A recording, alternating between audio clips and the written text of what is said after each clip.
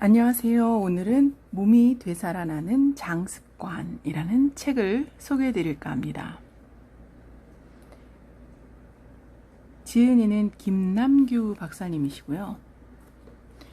이분은 세브란스 대장 항문외과 교수이자 국내 대장암 최고의 권위자다. 연세대학교 의과대학을 졸업하고 세브란스에서 외과 전공의 과정을 마쳤으며 현재 동대학 교수로 재직하고 있다. 외과 전문의로서 지난 25년간 1만 건이 넘는 대장암 수술을 진행했다. 네, 외과 전문의로서 25년간 1만 건이 넘는 대장암 수술을 진행했다는 이야기는 이분은 아예 굉장히 권위자시라는 걸 알 수 있어요. 네, 명의라고 표지에도 나와 있을 정도거든요. 그러면 이분께서 말씀하시는 대장의 건강 어떻게 관리하면 좋을지 한번 같이 볼게요. 네, 첫 페이지 프롤로그가 있는데 건강한 몸은 음식의 영향을 많이 받는다. 네, 대장학문과 박사님께서 건강한 몸은 음식의 영향을 많이 받는다라고 책에 쓰셨네요. 요즘 24시간이 부족할 만큼 바쁘게 사는 사람들이 많아지면서 식사를 빠르게 준비해서 먹을 수 있는 레토르트 식품이나 패스트푸드가 인기다. 뿐만 아니라 맛을 좋게 하기 위해 인공 감미료나 액상과당 등 식품 첨가제의 사용 빈도가 증가하고 있다. 특히 단짠이라고 부르는 단맛과 짠맛이 결합한 음식은 음식점이나 마트에서 흔히 볼 수 있다. 이러한 음식들은 배달을 통해서도 쉽게 접할 수 있다. 그래서 매 끼니를 고칼로리 음식으로 해결하는 건 어려운 일이 아니다. 당연한 이야기지만 고칼로리 음식과 과음 등은 사람들을 살찌운다. 끊임없이 발전하는 식품 산업과 먹방, 쿡방 등은 한국인의 식탐을 점점 위협하고 있으며 장 건강 역시 심각해지고 있다. 신체와 정신, 몸과 마음의 건강은 행복한 삶을 살기 위해 견고하게 유지해야 하는 두 개의 축이다. 이 중 어느 한 축이라도 무너지거나 불균형이 생기면 예기치 않은 큰 어려움에 직면하게 되고 그 결과 영혼의 온전함도 기대하기 힘들다. 전공 분야가 대장외과인 만큼 장 건강이 신체와 정신에 강력한 영향을 미치는 것을 알기에 평소에도 장의 면역력이 높아지는 식단을 선호한다. 자, 교수님께서 장 건강 위해 내가 노력하는 것 중 일부는 다음과 같다고 공개를 하셨거든요. 네, 의사 선생님께서 이야기하시는 장 건강 한번 보실게요. 가급적 규칙적으로 식사하고 섬유질이 많은 음식을 먹는다. 네, 규칙적 식사와 섬유질이 많은 음식. 생선과 육류를 1:1 비율로 먹고 유산균이 풍부한 발효식품을 먹는다. 특히 김치와 된장국을 추천하셨어요. 개인적으로 튀긴 음식 좋아하시는데 장 건강을 위해서 튀긴 음식이나 가공육, 패스트푸드는 멀리하고 있다고 하시네요. 건강한 식단과 아울러 운동 이야기하셨어요. 운동을 통해 적절한 체중을 유지하는 것도 중요하다. 과거에 본인도 과체중이셨다고 해요. 그런데 운동을 하시면서 체중 감량을 성공하셨고요. 외국 학회로 출장을 갈 때도 숙소에서 운동시설을 꼭 챙기신다고 하시네요. 적절한 체중이 유지될 때 장 건강도 같이 따라오기 때문이다. 장 건강이 적절한 체중과 굉장히 밀접한 관계가 있다고 말씀하십니다. 신체의 건강만큼 중요한 것은 정신 건강이다. 급변하는 현대사회에서 많은 요인들이 현대인의 정신 건강을 위협하고 있다. 나는 바쁘고 힘든 일상 속에서도 최대한 평정심을 유지하고, 바쁘고 힘든 일상이더라도 최대한 평정심을 유지하고 나에게 주어진 소명을 되새기며 매사에 감사하는 마음을 가지려고 노력한다. 대부분의 성공자들이 하는 말을 이 선생님도 하고 계시네요. 무엇보다도 따뜻한 응원을 보내주는 가족들과 나의 신앙심은 마치 샘과 같은 존재로 몸과 마음을 지치지 않게 해준다. 존재하는 지금 나에게 주어진 모든 것을 감사히 여기고 소중히 관리하는 것이 매우 중요하다. 지금 존재하는 것을 감사히 여기고 소중히 관리하는 것이 중요하다. 이렇게 말씀을 하고 계시네요. 네, 정신 건강과 육체 건강이 함께 건강해야 된다. 이 얘기를 하고 계십니다. 자, 그러면 장을 건강하게 만들 수 있는 9가지를 이야기하셨는데요. 첫 번째는 간헐적 단식을 이야기하고 계세요. 네, 간헐적 단식은 공복감을 유지하는 것이 가장 중요하고요. 공복 상태에서 혈당 수치와 인슐린 수치가 조절된다고 합니다. 인슐린 수치가 높을수록 비만을 포함한 대사질환을 야기한다. 간헐적 단식은 인슐린 수준을 낮추고 간에서 생성되는 IGF-1이라는 호르몬 수치를 감소시킨다. 이 호르몬이 감소하면 우리 몸에서는 손상된 세포를 치유하는 시스템이 가동된다. 굉장히 중요한 내용이죠. 계속 밥을 먹고 수시로 간식을 드시고 그러면 인슐린이 계속 나오면서 다양한 비만과 대사질환을 만들거든요. 그런데 간헐적 단식으로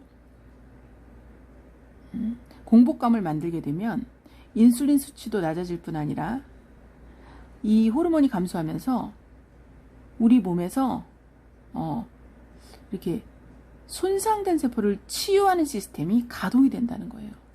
간헐적 단식과 더불어 적당한 운동은 체중 감소 효과가 있으며 앞서 말한 것과 같이 혈중 인슐린 수준을 낮춰준다. 결론적으로 간헐적 단식은 노화와 질병을 막아주는 효과가 있다. 너무 놀랍지 않으세요? 네, 우리가 식사를 하면은 그것을 소화하는데 우리가 에너지를 쓰고 효소를 쓰고 또 그것을 또 저장하고 운반하고 이러는데 이제 인슐린이 많이 나오게 되고 하는데 식사를 우리가 간헐적으로 단식을 하면서 공복감을 만들면 소화라든지 대사라든지 또 인슐린이라든가 이런데 일을 덜 하게 되잖아요. 그러니까 그 영양소들이 결국 우리 몸 안에서 치유하는 곳으로 가동이 된다 하는 이야기입니다. 자, 3개월 동안 아침 식사를 하는 그룹과 그렇지 않은 그룹에 대한 이야기도 하고 있는데요.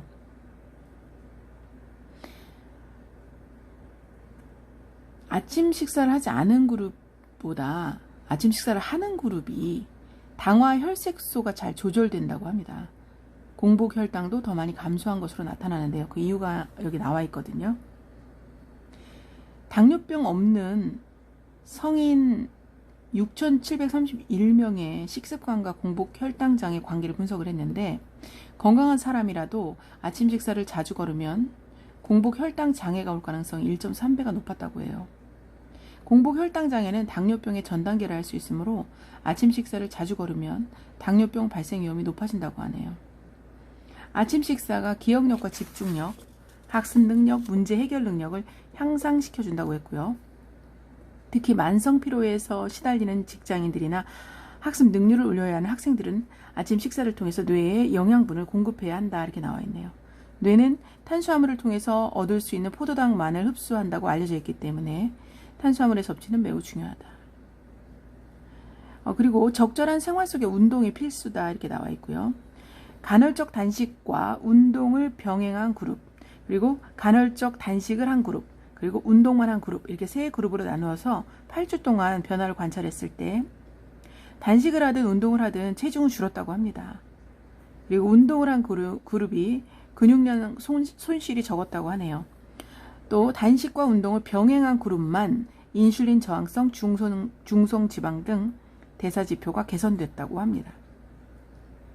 단식을 하든 운동을 하든 살은 빠집니다. 그렇지만 근육량 손실을 줄이기 위해서는요, 반드시 운동을 하셔야 되고요.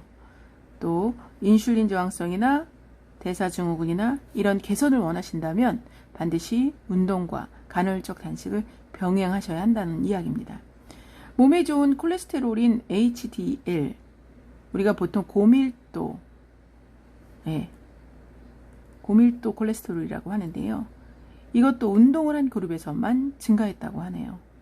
따라서 간헐적 단식을 할 때는 적절한 운동과 자신에게 맞는 식이요법을 병행하는 것이 가장 효과적이다 이렇게 나와 있고요. 자, 두 번째는 아침을 잘 드시라는 얘기를 또 한번 강조하고 있습니다. 아침을 거르게 되면 점심과 저녁의 식사량이 증가를 하게 되면서 과식이나 폭식을 하기 마련이다. 이렇게 되면 하루에 섭취하는 칼로리가 높아져서 혈당 관리가 안 되고 이런 날이 반복되면 과체중이나 비만으로 이어질 수가 있다. 이렇게 나와 있네요.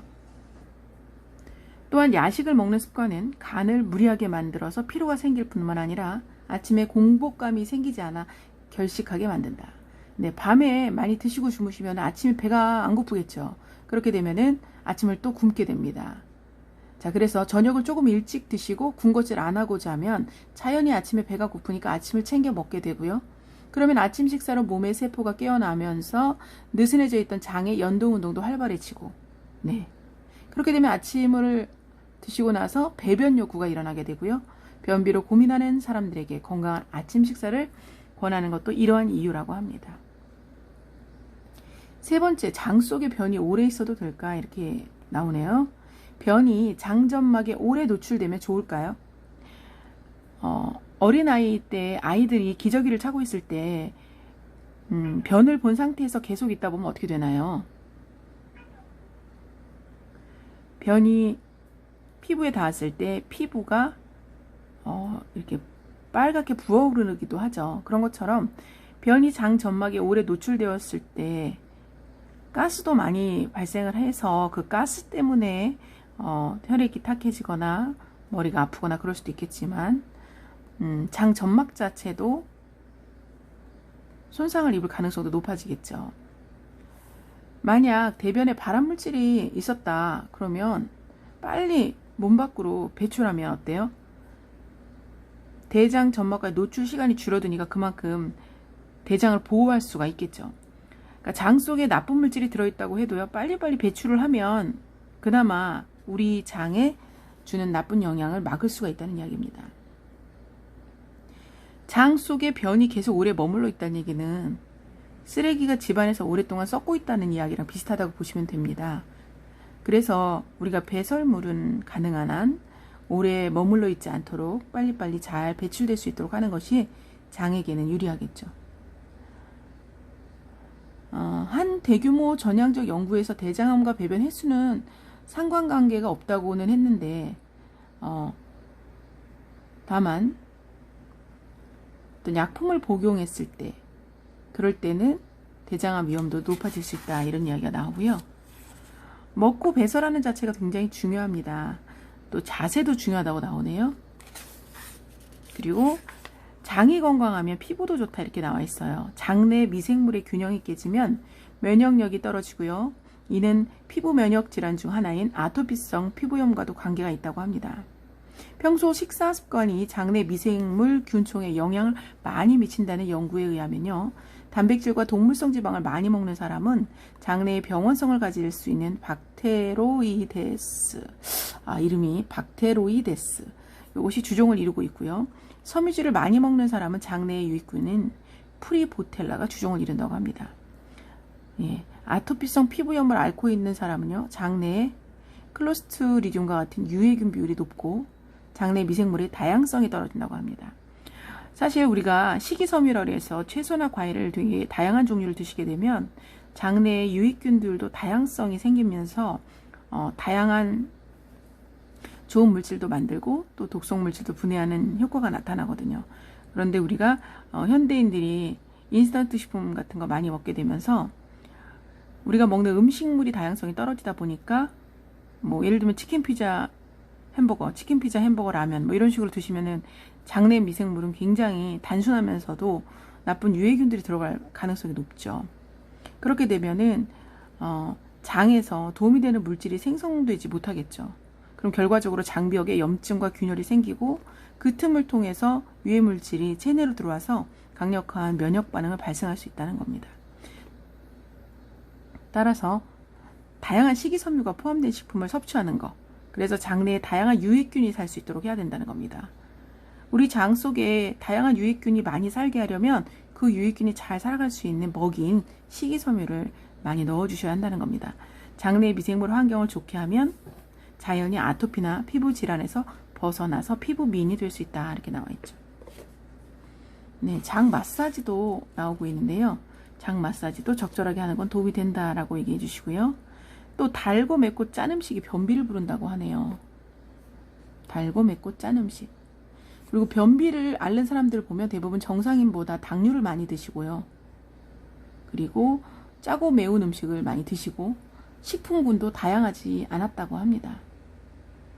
변비약을 먹는 것은 일시적인 효과가 있을 수 있지만 장기간 복용하면 장의 운동 기능을 떨어뜨릴 수 있다고 해요. 하루 약 20에서 25g의 식이섬유와 하루 약 2리터의 수분 섭취를 통해서 초기 변비 증상을 완화할 수 있다. 또한 운동을 통해 장 운동을 활발하게 해주는 것이 중요하다. 대증적인 치료 방법으로 증상 호전이 없으면 원인을 찾는 기본 검사와 정밀 검사를 해보는 것도 방법이다. 네. 일단 변비를 해소하는 것 되게 중요한 것 같아요. 변의 종류가 이렇게 다양한데 가장 건강한 건 바나나형의 형태입니다. 그래서 너무 딱딱한 변이 나오시는 분들은 수분 섭취를 잘 하고 있는지, 또 장의 운동이 원활하게 잘 진행되고 있는지, 식이섬유 유산균이 잘 섭취되고 있는지 보시면 좋을 것 같고요. 또 너무 설사하시는 분들도 네, 마찬가지로 장 상태가 좋지 않으신 거거든요. 그래서 운동과 또 다양한 식이섬유, 유산균 이런 거 섭취를 통해서 장 속에 있는 배설물들이 원활하게 밖으로 배출될 수 있도록 하는 거 너무 중요합니다.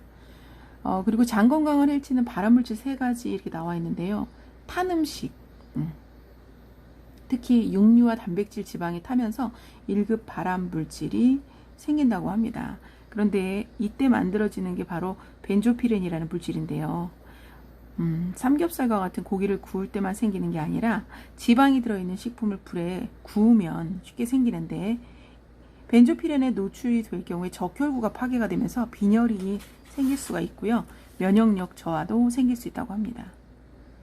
그래서 가능하면요, 태우지 마시고 삶거나 찌는 조리법 추천하고 계시고요. 또 발암물질 함유한 음식 중에 가공육 있죠. 예, 가공육, 햄, 소시지, 베이컨 같은 거 이야기하고 계시는데요. 이 안에 들어있는 아질산 나트륨, 이것도 발암물질이기 때문에 직장암과 대장암 유발할 수 있다고 경고를 하고 계십니다. 그래서 좋은 음식들 잘 섭취하는 거 굉장히 중요하고요.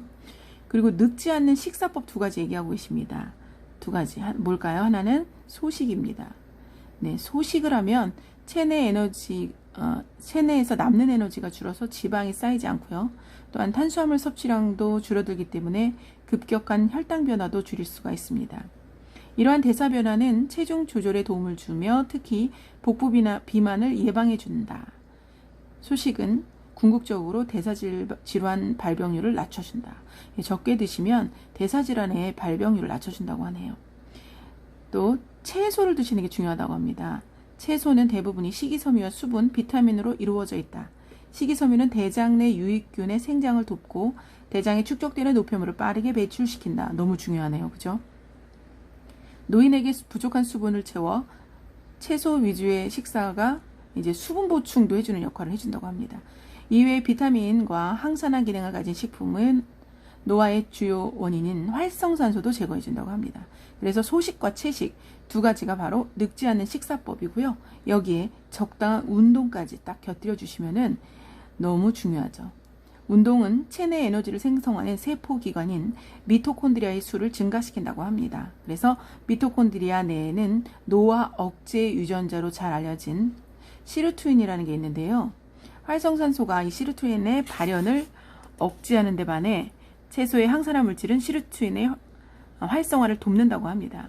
그래서 결국 채소를 섭취하고 운동을 하시게 되면 노화도 막을 수가 있다는 겁니다.